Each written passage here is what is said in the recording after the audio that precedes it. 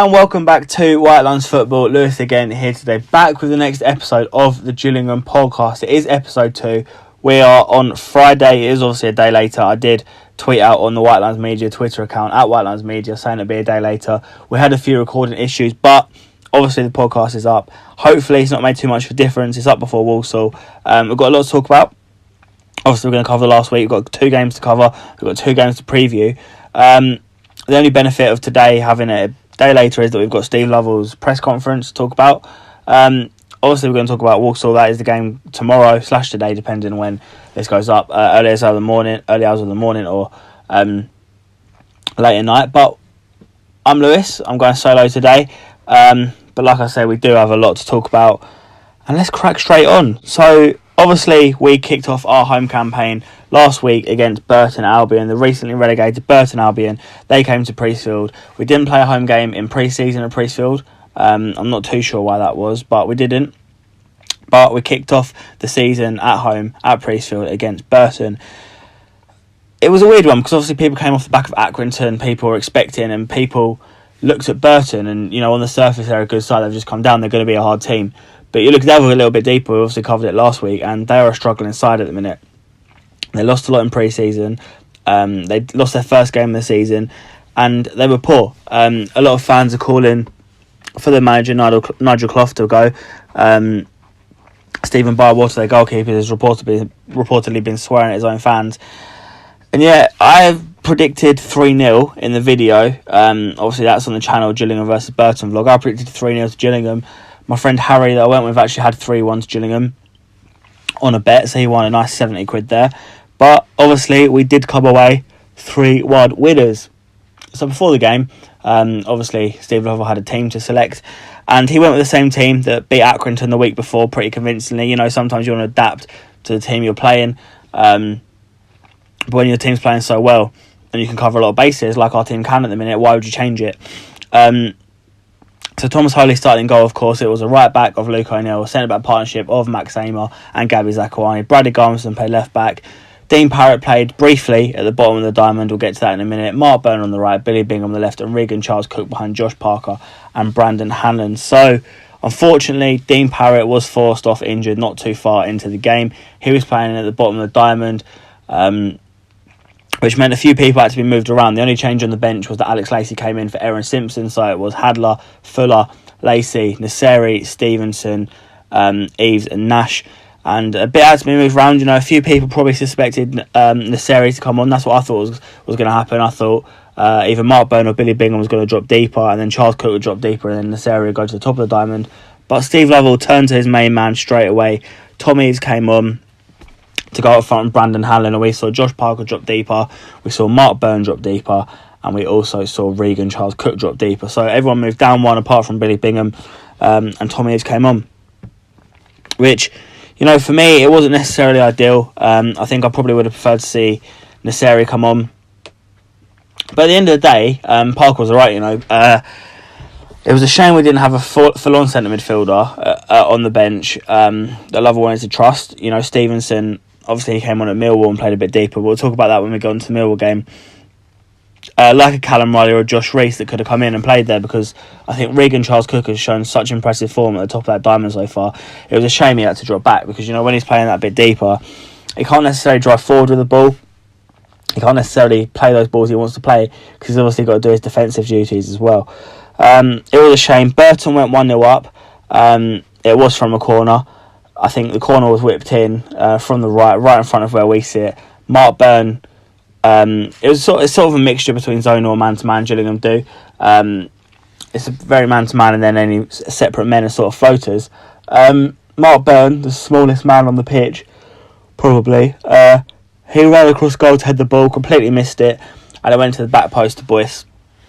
He headed it in past Holy, he couldn't scramble across goal. I think we really paid the penalty there for not having a man on the line. I don't know why teams don't do it. The amount of goals that you see going on the post or cleared off the line, I do not understand why a team would not have a man on the line. But we didn't. And the goal went in. It was a shame. You know, Burton came and they played well. Early doors, I think we were a bit long ball, we were a bit panicky. You know, we just wanted to get the ball out of defence and go long. We know how much the home form's been spoken about. this season. Obviously from last year, it was poor. 5 wins all season at Priestfield. We spoke about the dead atmosphere and, you know, fans getting on players' backs, and maybe that plays in the players' mind. Because I know there was a lot of discussion about how it's going to change this year. Atmosphere was good. The players spoke about it after the game on Twitter. I've seen it on social media that they were very happy with how the atmosphere was at Priestfield, and I'm happy with that. We weren't 1-0 down, and eventually we came back into the game, and we got an equaliser before half-time through last season's top scorer, Tom Eaves. Brandon Hallen did really well, actually. He won the ball and he drove forward. He drove forward well off a Luke O'Neill long ball, I believe it was. And Brandon Hallen, I say a long ball, it's a very direct ball in the channels to Hallen, and Hallen used his pace. We know he's got... defender came out, he played in Eaves, who was left 1-on-1 with Bywater up the town end on his weaker left foot, and he put it nicely past Bywater. And we ended the half a stronger side. Burton struggled to get out. We were moving the ball well. I think Brandon Hanlon, again, he got in down the right. He was unlucky not to add to his goal tally from Accrington. He blazed one. It was a brilliant save from Bywater, actually, onto the crossbar. And it's got in there because you know how close it is, and then the chances are just gone. But at half-time, you know, when it was a draw, it's probably fair. I think Burton started the better side for sure. But I think we obviously came into the game and moved the ball well, and we were threatening on the counter-attack. We know that. The second half, obviously shooting towards the raining end, we had an early free kick. After last year, I think a lot of people banked Luke O'Neill to take it, but we learned after the game, that Bradley Glarbson had been taking free kicks in training too. And it was very central, maybe just to the left of the goal, and it was Bradley Garmston that stepped up to take it. It was sort of around the wall, Stephen Bywater's side, comfortable for the goalkeeper. He pushed it out. It was low, and we thought, fair enough, decent free kick. A few minutes later, we get another one, more or less exactly the same position. Luke O'Neill, no one was pushing him off this one. And if you haven't seen it yet, please do watch it, because it was an absolute moment of brilliance. As he stepped out, the ball went over the wall, and you know that moment where you can just tell that it's not gone over, it's not hit, like it's not gone miles high, it's not hit the wall. I had that feeling, and I said, yes please, as the ball was in the air. It went in, Bywater's rooted to the spot, and we know Luke O'Neill can do that. We know how deadly he is from set pieces, and he did. He stuck it in the top corner. It's a real piece of magic, and we went 2-1 up. I think people do well to push him off set pieces for the future, especially after he's done that, after we know he backed up his form from last season. Tommy's got his second goal of the game later on to secure the win for Gillingham. Hanlon got in down the left. He did a couple of times, actually. Bywater had a good save, but this one, Bywater saved it straight into the path for Tom Eaves, who put it in. Hanlon did all the hard work, but he couldn't produce the finish as Tom Eaves got the goal. There were plenty of chances to score more. Like I say, Hanlon was in, etc., etc. And Lovell said, actually, after the game, like Accrington, he was disappointed we didn't score more. He said that was the only problem. The only thing I was disappointed with that we didn't get more goals, and I think that's fair enough, because it could have been 5-1. Harry cashed out on his bet because it looked like the goal was coming. It looked stone wall. In terms of Burton, I don't think they defended too well. I think we definitely had the better of them, especially on the counter. We got in behind so many times when they had to come out and play. And Lovell really does talk about our defensive line and how high they come, and it really played into our hands that game. Going forward on the ball, they were okay. They had a couple of chances when we were 2-1 up. There was a few nervy moments when we did what we tend to do sometimes and sit back and absorb the pressure, but the goal didn't come. Tommy's got it, and we saw out the game comfortably. It should have been more, but obviously we got the win, 6 from 6. We did actually go down because of the results not going our way. I think we went down to 5th in the table. Obviously that's irrelevant at this point, but it was a very comfortable win, and it was very pleasing. Hopefully, 1 out of 1, hopefully it can bode well for our season to have good home form, because we know we've got good away form. Last year at least, with wins against Scunthorpe, Northampton, Charlton, Rotherham, to name a few. This year it'd be nice to have the good away form, but we want to back it up with the home form. It wasn't something we did last year. This year we do. We want to get more than 5 wins at home. We want to be scoring goals frequently, and that was a brilliant start to that. So we did have another game in the week as well. We travelled to the Den to watch Gillingham take on our friends Millwall in the first round of the Carabao Cup. So it was a night game. We left the cricketers at about 4:30, I think it was. Got to the stadium, left there, just gone 5. And we arrived in Millwall in no time at all. We waited outside for a bit because they wouldn't let us in, and then they did let us in. We had a nice chat with the stewards. They were saying about how they were only open in one stand. The stewards were a bit, what's the word? They were a bit full on, but they were nice. They said if they had any problems to let them know, so that's good. We were the first ones in there. We picked our seats. It was a beautiful view. You can see that on my Instagram at LRC Browning, and on the channel actually in the Millwall vlog. But yeah, they were telling us about how they were only open in one stand, and only to stand with the right was open. It was just such a beautiful view, and I was just thinking, I know the stadium cost, I think it was like 14 million or something to build, but like Scally wants a new stadium. Like, what is stopping us from being a club that size, a stable championship club with good support? You know, Mill will get about 15k a week, a nice stadium, a nice pitch. The pitch was beautiful. It's just a shame because I feel like that's sort of where we want to be. Maybe one day in my lifetime. So it was the Carabao Cup. Steve Lovell spoke about rotating the side. Oh, excuse me, I'm knackered. Up early tomorrow for Walsall as well. But he spoke about rotating the side. He spoke about a few names that are going to be involved. There were 3 changes overall. Gabby Zakwani came out. Obviously, we saw that last year as well under Pennock in the Carabao Cup. He was rested. I know he only trains part-time as well. So he was rested. Dean Power obviously came out because of his injury against Burton.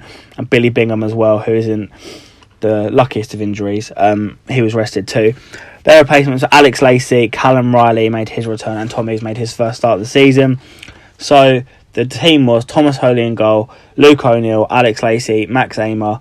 Alex Lacey was on the left, Brady Garmston, Mark Burn, Regan Charles Cook, Callum Riley, and then Josh Parker played at the tip of the diamond again with Tommy's and Brandon Hanlon up top. So I did just want to talk a little bit about Alex Lacey. He's a player who has waited a long time for his chance. Obviously, he was in and out of the team last season. He had some injuries. He was playing left back and right back at times. I remember Oxford away where he played right back over Luke O'Neill. Bizarre things for Adrian Pennock, but we know about his excellent management skills. He's very much in and out of the team. I think he's if we played a back 3, he'd be right in, but he's very unfortunate for him that we have 2 brilliant centre-backs at the minute in Gabby Zakwani and Max Amer. You know, we know Alex Lacey's a wonderful player. He's tipped for big things when he joined from Yeovil, and hopefully he can stay injury-free now. He played next to Max Amer. He played left centre-back, and he did really well. Positionally, he was great. He got stuck in well. He's very, very good on the ball. Very good on the ball. I think he's probably the best defender on the ball we have. In the air a little bit, he struggled against Tom Elliott, but when a player's a good few inches taller than you, there's not much you can do. You know, you're going to struggle. I think if you put Sergio Ramos against someone 6 inches taller than him, he would struggle. So that's just the way it is. But Lacey was very good. Him and Max Amer obviously kept a clean sheet and took it all the way to penalties. During the game, there was some good banter between fans. Obviously, you know, Gillingham and Millwall, typical rivalry of somewhat. Millwall, their ultras weren't exactly there. Obviously, the stadium was pretty empty. 2 whole stands were empty. They had a few home fans to the right of us. We were singing Bubbles at them, etc. A bit, you know, West Ham song, bit of banter. It was good. It was a little bit of a dull game, especially the first half. There were a few chances from open play. I think Thomas Holy in the second half almost got injured after he clawed on off the line. Millwall at the end were pushing as well. I think we probably had the best chances. Brandon Hanlon and Regan Charles Cook had absolutely mirrored chances. Both got in down the right. And Ben Amos covered his angle as well. He was in goal for Millwall. And they both put them wide, dragged them wide. And Tommy's had a good chance while he couldn't get under control quickly. Millwall made 10 changes, but I think their team is probably still a good team that would finish top 6 in League One. So it's nothing to be too downhearted about losing that game. In terms of changes, a few changes were made actually. Connor Wilkinson made his return. He replaced Tom Eves late on. Didn't have too much chance to get into the game. Bradley Stevenson's one I wanted to talk about. He replaced Callum Riley, who's also just returned from fitness. Stevenson actually played centre midfield, which don't normally associate him with. You know, he's naturally an attacking midfielder, and in pre-season as well, he played a little bit of striker. But he played really well, actually. He did his defensive work. Steve Love was pretty big on that, and he did it. He had a few chances. A couple he snatched out of those blocks, but he did well, and I was impressed with him, actually. I think he's a great option to have there as the 8th choice midfield or something like that, maybe even 7th for Navid Nasseri. But we've now got a brilliant midfield. It's good for Stevenson to get on. Barry Fuller came on. He played left back late on. I think Steve Lovell spoke about giving him minutes. I think rather than Garmson having to come off and Lovell having to choose between Fuller and Simpson, who are both on the bench, he wanted to just give Fuller minutes, and that was the reason Fuller came on. And he preferred him to replace Bradley Garmson rather than Luke O'Neill. It was late on. Obviously, we know Luke O'Neill has a good quality from dead ball situations. We know that because he scored his penalty later on. I can't get the Barry Fuller chant out of my head, like ba ba ba ba Barry Fuller, ba ba da ba Barry Fuller. It's really in my head. I can't get it out, but it's brilliant. He got stuck in and he loved it, and he's brilliant. We know he's brilliant cover at full back either side. I think again it was a shame to see Regan Charles cook deeper. He did have a chance later on, like I said. Excuse me, dragging it wide. He played right centre midfield, so where Mark Burn had been playing. Mark Burn moved to the bottom of the diamond. He was impressive too. I don't know if he wanted to defend all the time. We often found Mark Burn getting dragged out there, and rather than Regan Charles Cook, he wanted to drive forward with the ball. We saw a glimpse of it. I think he's a lot more effective further forward. Hopefully he'll play further forward tomorrow. Obviously, the game did go to penalties. Millwall brought on their big boys later on, Lee Gregory, Jed Wallace. The game went to penalties, and oh my God, the less we say about that, the better. You can honestly see my reactions to it in the vlog that went out in the week. So Millwall took first, Jed Wallace took it. It was saved by Holy. It was a nice height for Holy. We were in good spirits, and then Mark Burn came up. He continued his struggle in penalty form. It was a poor penalty to the goalkeeper's left. He saved it. I think I spoke to Lee on the coach after. If we missed and then they missed, we've got the momentum, but they missed and we missed, and then they went and scored. I think it was Tom Elliott that took the second one, and then Luke O'Neill scored, which is good. Obviously, he took his penalty. I think he should be our designated penalty taker. And then Mill scored again, and then the worst penalty I've ever seen in my life. Josh Parker, it's on Twitter. I've got a video of it actually, so do ask me. My dad videoed it. If you want to see it and you haven't seen it yet, do ask me for the video. It was an awful penalty. Those players that you just think if they've got a penalty they're going to sky it. Do you know what I mean? You think of like Daniel Sturridge, someone like that. You just feel like they're going to sky it. And as Josh Parker walked towards the ball, I said to my dad word for word, this is going out the stadium. Dad went, I'm going to catch it. Lee went, just get it on target. Make the keeper save it. No. He hammered it. He absolutely hammered it, and it just carried on going up. It went a good 2 foot over, maybe even more, and it went miles over. It was the worst penalty I've ever seen in my life, and you could see the anger at the time because I knew, I just knew. It wasn't bad luck. It was absolutely awful. And I don't want people to say I'm using Parker as a scapegoat just because I don't rate him, but as much as others, he's a good footballer, but in that situation, my God, that was absolutely terrible. Mill continued to score, and eventually it came to Brandon Hanlon, who forced Ben Amos into a good save. 3 out of 4 penalties he missed, which was a bit of a downer, but we went out, I think, on penalties. I think I did call all the takers actually, apart from Connor Wilkinson, but would he have taken the 5th? Who knows? But I think we need to not go to penalties again. And also, I think our penalty taker should be Luke O'Neill. Last season, I think I read something that he said he fancies himself, and he obviously scored this one. I think Tom Ease is probably up there, and Dean Parrott's probably up there as well as our penalty takers. And I think we should keep Mark Burn and especially Josh Parker well away from penalties. But the overall picture, I did tweet this out. This team that we played, Millwall, their team was definitely probably good enough to finish top 6 in League One. So it's good to get a draw. The likes of Tom Elliott, Ben Amos done really well at our level. They obviously brought on Jed Wallace and Lee Gregory later on, even though they didn't have too much of a chance to make an impact. But it was another clean sheet. We were missing our best defender, Gabby Zakuani. It was a clean sheet. It's still undefeated this season. three games undefeated in 90 minutes. It was another clean sheet, so that's 2 from 3 clean sheets, and the only goal we have conceded was not from open play. So far this season, 3 games we've not conceded from open play yet, and we had chances to win it. You know, we held our own, more than held our own, and I think doing that against the Championship side was really impressive. And I think morale isn't lost. Billy Bingham spoke in his presser today that momentum isn't lost. Yesterday, momentum isn't lost. And it's not, you know, we did well. We lost on penalties, but it's no biggie. You can see at the end, it's not like the players were gutted. Obviously, they wanted to win, but it wasn't like they were gutted because we played well. And we were never going to win the Carabao Cup. The league is what is important. And that's the bigger picture. And putting in a good performance, coming through with no injuries, players getting minutes in their legs was good. And now we're going to go on to Walsall tomorrow, hoping for another performance.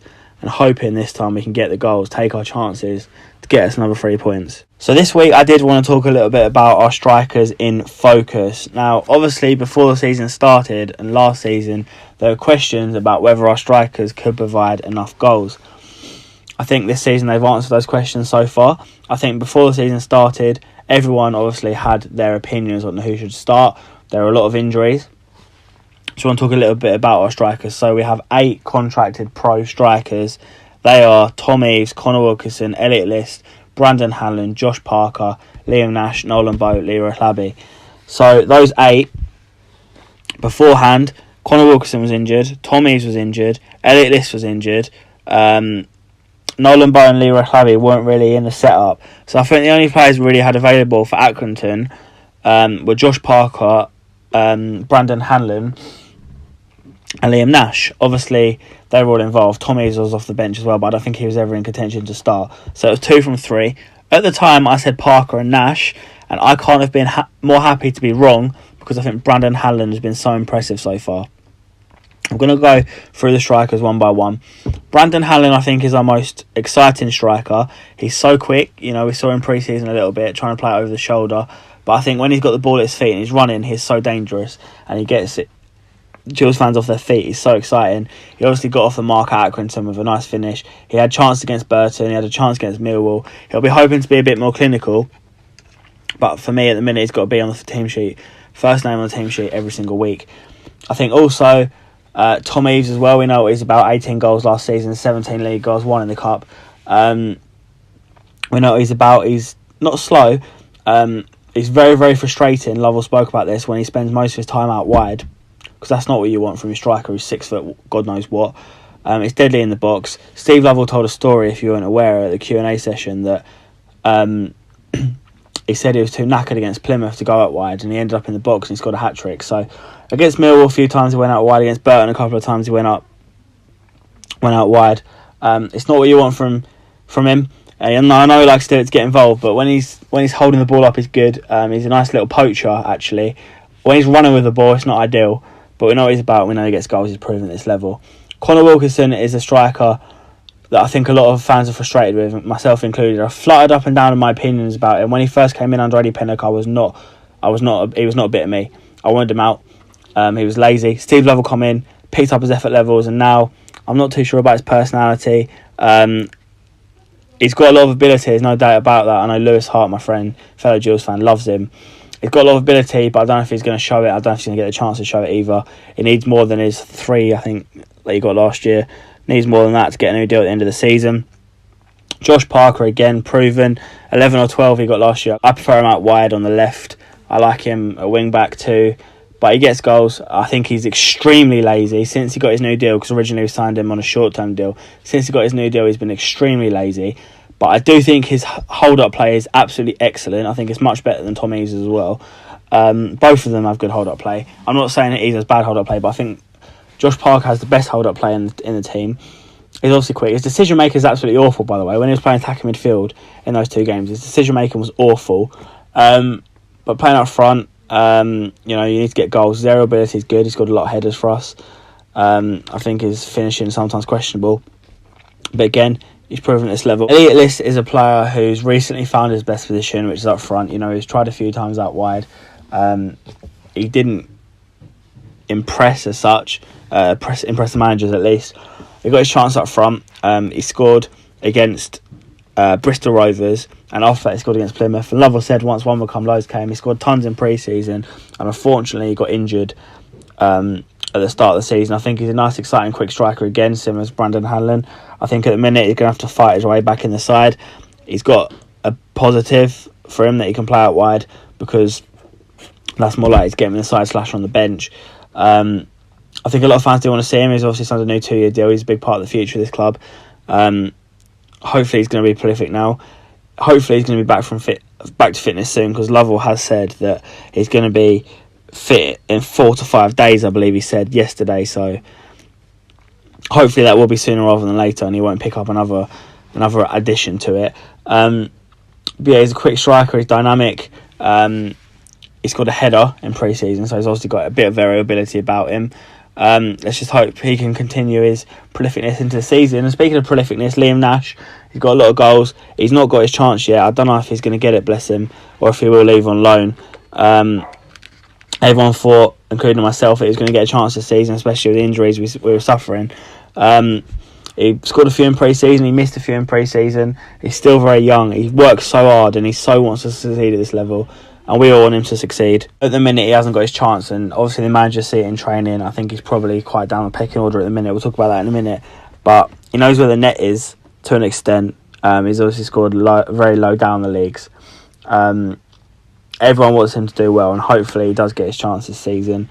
And then obviously you've got the likes of Nolan, Bow and Leroy Labby. I don't think they're going to feature this season at all. Nolan, Bow, he was on the bench when he was still a scholar. He was linked with the likes of Liverpool, Everton. Since then, he's just fallen. In pre-season, he looked his shadow of his former self. I watched him a lot at youth level. When he did bang them in, he got another year. I think this year he's really got to do something special, because I don't see him getting another contract, which is a real shame, because I do believe he's got lots of ability. He's got a lot of pace, a lot of power. Aaron speaks really highly of him. So I hope he does do something this year. I hope he goes out on loan, which is probably going to happen. He's going to bang in so many goals. And then hopefully he can get another deal and push forward. And Leroy Labby's got a 6-month deal till January. I think that'll probably get extended to the end of the season, but I'm not sure if he'll be involved too much. He'll go out on loan, and he's just got to score goals at the end of the day. In terms of those strikers, I'm going to rank them in terms of, I think, their rights or something to the team. The talent they have, and how I think they should be ranked to the team, and how they are ranked to the team. I think there's no doubt that the first two strikers at the minute are Tom Eaves and Brandon Hanlon. They've both got goals this season. They complement each other really well. Hanlon obviously got the assist for Eaves' first goal. He's claiming the assist for the second goal, even though it was a shot. I'm not sure it's going to be given. But I think at the minute, they're the first two strikers. I think third choice is probably Josh Parker. He gets goals, and he's an interesting player. He doesn't always work the hardest, but I think he is up there. I think fourth choice is probably Elliot List, and then fifth is probably Connor Wilkinson, which means Liam Nash is 6th, Nolan Bow 7th, and Leroy Labby is 8th. So I think those last three probably go out on loan before the loan window closes. They have all got goals so far. Connor Wilkinson hasn't featured much, but Tom Eaves has got 2. Brandon Hanlon's got 1. Josh Parker's got 1. Elliot List is yet to feature. Connor Wilkinson's only had a little stint against Millwall. And Nash and Bow and Labby are also yet to feature. But the strikers are getting goals, and that's important, We had a lot of questions about whether we could score goals last season. I think this season, we've scored, 5 in 2 games, which is really good. God knows how long it took us to get that last season. It took us ages to score last season. I know we got 3 against Southend quite early on as well, but that was an East hat-trick.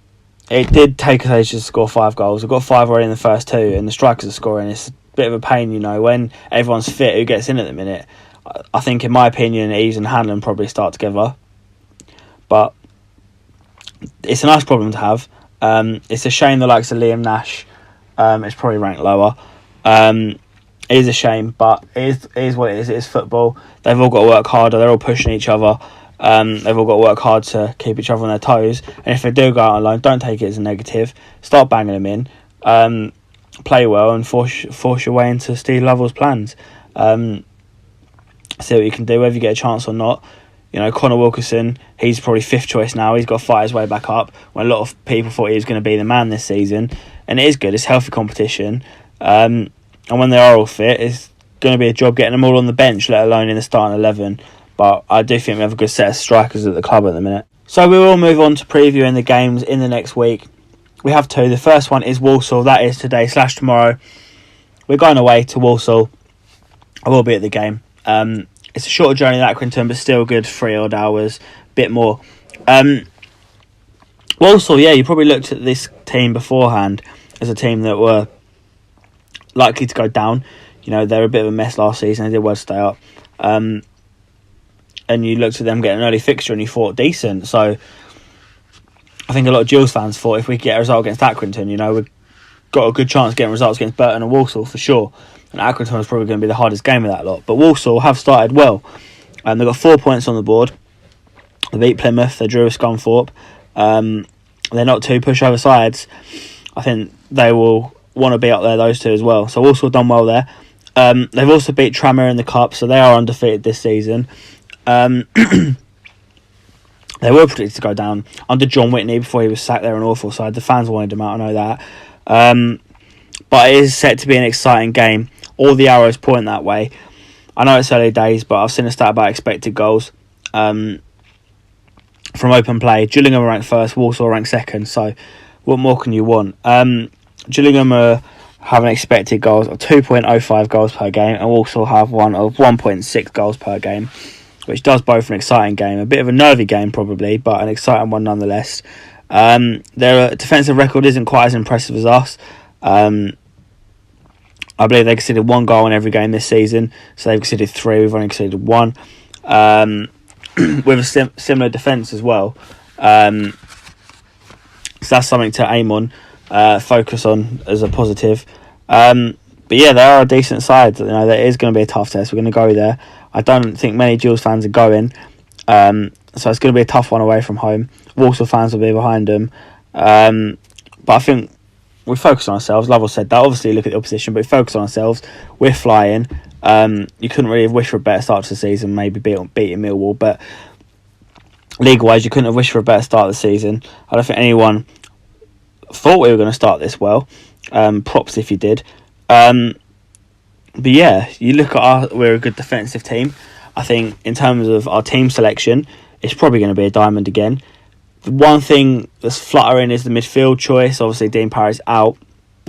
And the striker selection, I think the back 5 is obviously going to be Holy, O'Neill, Amer, Zakuani, Garmston, as it is every single week. Lacey's unlucky to miss out, but until one of those pick up an injury, Amer or Zakuani, or they have a mare or something like that, and Lacey will be sitting on the bench. Bingham's going to play, Byrne's going to play, and Charles Cook's going to play. Just depends where. Obviously, Dean Parrett's sitting at the bottom of the diamond. I think Mark Byrne will probably play there tomorrow, unless Callum Riley comes in. This is one of the 2 options. Callum Riley comes in, and he plays left of the diamond, with Bingham at the bottom, Byrne on the right because of the left foot, right foot balance. Although that's not really too important, the position directly. With Charles Cook at the top, which is the important one. Or does Tom Eaves come in and Josh Parker plays at the tip of the diamond again like he did at Millwall, and Byrne plays at the bottom with Charles Cook on the right and Bingham on the left, which wouldn't be ideal for me. I like to see Charles Cook at the top, and then obviously Eaves and Hanlon up top. Or, if Riley's the one to come in, does Eaves play with Hanlon or does Parker play with Hanlon? I think it'll be definitely Hanlon playing, and then we'll see who plays with him. My team selection, I'd go with Bingham and the Riley option. So Byrne, Charles Cook at the top, and then Eaves and Hanlon. I'm not a big fan of Josh Parker. I will explain that in a later podcast if requested. But I think Tom Eaves and Brandon Hanlon are a good partnership. Also, they linked up well against Burton. They did well again against Millwall, and I think that could be a partnership that's going to fire. I think the main reason for that is because I really want Regan Charles Cook to play at the top of the diamond. I think he's a real talent. The start of the season he's had is exceptional. He links up so well with Hanlon. I think he's wasted deeper. I think he really is. Callum Riley will come in and do a job. Josh Parker off the bench, that's fine. You know, if things are going wrong, things are going well. Josh Parker is deadly off the bench. But I will go with that. I'll be disappointed if Charles Cook is playing deeper, because I've really been impressed with him there, and I don't think it's worth changing too much. You know, just bring Riley in, and then I would bring in Rhys Parker as well. So I'd make 2 changes from the team that beat Burton. But yeah, that's the team I'd go with. I think prediction-wise, it's going to be tough. I've got to back a Gills win. I'm going to go 2-1 Gills. Who's going to score? I will go with Max Amar. Oh, so stereotypical to go with a defender though, isn't it? I will go with Max Amar and Tom Eves to score. Eves is going to keep up his flyer. It will be a tough one. Would I say I'll take a point? Of course I'll take a point. It's away from home. 7 out of 9 is not bad at all. But it would be nice to go with 9 out of 9, and it would be disappointing to get a defeat. But yeah, it will be a tough one. It'll be our toughest test yet. But hopefully we can come away. It'll be a good day. Hopefully we can come away with the 3 points. And hopefully we can enjoy our brilliant start to the season. Speaking of brilliant starts to the season, sorry, I don't know where that link was, but hopefully we continue that later against Sunderland. That's on Wednesday. Wednesday's a weird one for League One, but they played on TV last night against Sheffield Wednesday, losing that one 2-0. So they play Scunthorpe this weekend. We play them at Priestfield on Wednesday. It'll be our 4th game of the season, our 2nd time game of the season. And Priestfield will be packed. I know Sunderland are bringing a lot of fans. They've already sold 1.5k tickets. Hopefully we can get behind the boys. Sunderland have had a rookie start to the season. I think this weekend will tell a lot. They play Scunthorpe on Sunday, like I said. It will tell a lot. They narrowed past, slipped past Charlton on the opening day after going 1-0 down. They got a last minute winner. And then they drew with Luton as well, 1-0 last week, after losing that as well. It's a very different side to the side that came down. Obviously, they tried to get a lot of players off their wage bill. Jack Rodwell being one of them, who was rumored to be on 70k a week, which is mental. They have 16-year-olds playing, etc., etc. It's a very youthful and different side to this Premier League side and the Championship side even as well. So they are more League One adapt, their players. So it's not going to be a walkover, like a lot of people may have predicted before the season. Sunderland aren't going to walk over many teams this season, or they probably will be up there. We know they're financially better off, parachute payments and the tickets they get and the amount of fans they receive. But on the pitch is where it matters, and hopefully we can do the job. Sunderland have got 4 points from 2, like I say. Yeah, Priestfield will be packed. In terms of our team, we are due to have people back. Obviously, Callum Riley's back. Yesterday, in Steve Lovell's press conference, he said Lister and Rhys will be about 4 to 5 days. So, if you don't include Thursday in that, Friday, Saturday, Sunday, Monday, Tuesday counts as 5. So we can hope they'll be fit, ready for Wednesday. I would hope they would be okay for the bench. Maybe Josh Rhys even a starting place, but I don't think Ellis will start. Eagle has a massive boost. Parrott's still a week away, so he won't be involved in the Sunderland game. Obviously, we've got to go off this weekend, and we've got a lot. It's hard to preview a game in advance when we haven't played the game before that yet. Players could pick up injuries, etc. But obviously, I'd like to see a similar team. I'm a big fan of Josh Rhys, so maybe he could come in. But I think his best position is where Regan Charles Cook's playing at the minute as well. So I'd definitely rather see Josh Rhys there than Josh Parker. But I think I'd still rather see Regan Charles Cook further forward. So maybe Rhys will replace Nasseri or Stevenson on the bench. Same for List. Maybe he'll replace Liam Nash on the bench. But Sunderland, it will be a tough game. They're still a good side. They're very new to this league. Their players are new to the league. The manager's new to the league. They're still adapting. But last year, Blackburn started slowly and they stormed it. So let's hope Sunderland, the big club, aren't doing the same. We will go to Priestfield. We'll pack up Priestfield. We'll get behind the boys. It'll be a brilliant occasion. Sunderland are arguably the biggest team in our league in years. So, yeah, it won't be an easy one. No games are easy. But, again, if we pick up 3 points against Walsall, 9 from 9, why can't we go and make it 12 from 12? It'd be lovely, wouldn't it? Imagine that. 4 games in, 4 wins, top of the league. That could be a top of the table clash by that point. I'm thinking way ahead, but hopefully we could beat Walsall. and hopefully we can go on and beat Sunderland, and it's all happy days. But it's not as easy as that. Obviously, you've got to adapt. You don't know what's going to happen this weekend in terms of injuries, etc. Like I say, it will be a tough one, but both games will be tough. But we're going to head to both of them, hoping for the 6 points. Like I say, I'd probably take a draw in both, to be fair, but obviously a win will go down lovely. But that is it for this episode of the Gillingham Podcast. It is a shorter one. Apologies for the Sunderland preview and the Walsall preview being a little bit slower. It is hard to preview Sunderland, especially when we haven't played the game yet. It's a lot easier to talk about the games that have happened because you can break down and analyse them, and you can talk a little bit. This league's unpredictable, you know. Anyone could be out there at the end of the season. You look at last season, Shrewsbury, Bury, etc. Anyone could be anywhere, so it's hard to preview games, especially at this stage so early. But it's nice to review them. But yeah, we'll head to Walsall tomorrow. Be sure to listen to the vlog for that. But thank you very much for listening to this episode. Let me know your opinions on what I've said. You can comment down below. You can follow our Twitter at WhiteLinesMedia or Instagram at WhiteLinesMedia. My Twitter at LRC Browning. It's the same on Instagram. All our channels, all those links are below. Our channel partners as well. All those links are below. One last thing to say is up the Gills. Come on, you Blue Boys. It's happy days at the club at the minute. Let's hope we'll be saying the same thing tomorrow. We'll see you for the vlog. We'll see you in Walsall. And thank you very much for listening / watching. I'll see you next time. Come on, you Gills. Goodbye.